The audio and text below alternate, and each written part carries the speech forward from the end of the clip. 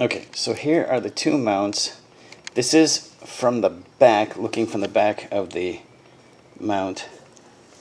You can see all this cracking, or I don't know if you can or not, but there's a lot of cracking and flaking here.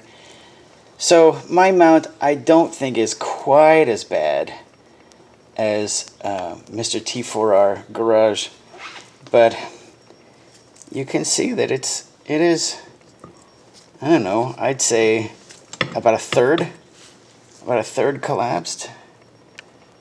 Not happy about that at all. Let's see, hang on.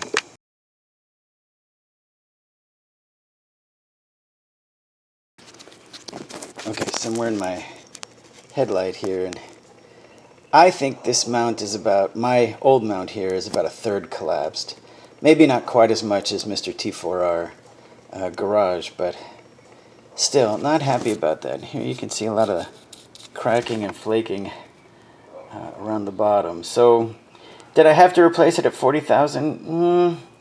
Maybe not, but gosh, I don't think, I think maybe by 80,000 it would be as bad as Mr. T4R. Because this truck has full-time four-wheel drive, it's not quite as bad as driving up on a two-wheel drive